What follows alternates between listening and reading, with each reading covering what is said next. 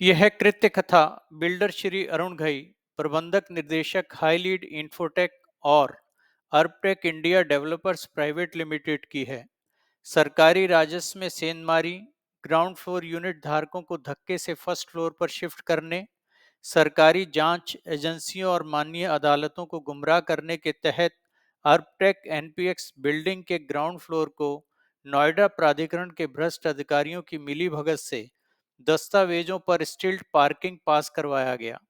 वास्तविकता को दिए गए अनुमोदित फ्लोर प्लान और वास्तविक साइट निर्माण चित्र द्वारा देखा जा सकता है, वहां स्टिल्ट पार्किंग है ही नहीं।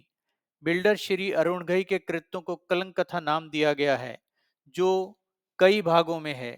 आइए शुरू करते हैं कलंक कथा भाग 8। आर्थिक अपराध शाखा ईओडब्ल्यू। आइयो श्रीमान अनिल जिंदल जी ने लगभग 2 साल की लंबी देरी के बाद मामले की जांच किए बिना ही क्लोजर रिपोर्ट दायर कर दी। जुल्म की पराकाष्ठा तब हो गई जब आइयो श्रीमान अनिल जिंदल जी ने माननीय आपराधिक न्यायालय में माननीय इलाहाबाद उच्च न्यायालय के सिविल आदेश 10/4/2017 को अपने शब्द देकर याचिकाकर्ताओं के लिए याचिकाकर्ताओं की ग्राउंड फ्लोर की इकाइयों के स्थान पर पहली मंजिल पर इकाइयां आवंटित कर खुद का ही अपना एक निर्णय लिखकर चुपचाप पीड़ितों को कोई जानकारी दिए बिना लंबित अनुपूरक शिकायतों के साथ न्यायालय में क्लोजर दायर कर दिया गया।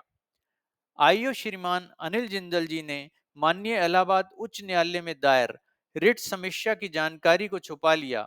इस कदर आईओ श्रीमान अनिल जिंदल जी द्वारा माननीय इलाहाबाद उच्च न्यायालय के सिविल आदेश 10/4/2017 का दुरुपयोग तथा अवमानना कर आपराधिक न्यायालय की आंखों में भी धूल झोंकी गई। सूचना प्राप्त होते ही याचिकाकर्ताओं ने उस समय की डीसीपी ईओडब्ल्यू श्रीमती वर्षा शर्मा जी को अनिल जिंदल जी के कारनामों से अवगत कराया।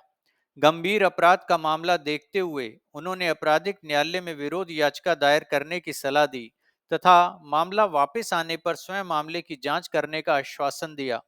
याचिकाकर्ताओं द्वारा अनिल जिंदल जी को ऐसा करने का कारण पूछने पर अनिल जिंदल जी का उत्तर मिला, मुझ पर किसी का दबाव था। ईओडब्ल्यू आईओ श्रीमान अनिल जिंदल जी द्वारा किए गए कृत्यों ने न केवल पीड़ितों को 2 वर्ष और पीड़ित किया, बल्कि अपने ही विभाग और माननीय न्यायालय का समय बर्बाद किया।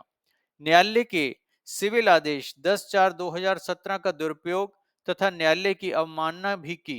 इस घटना के तुरंत बाद उनका तबादला कर दिया गया। अधिक जानकारी के लिए कृपया कलंक कथा भाग 9 देखें।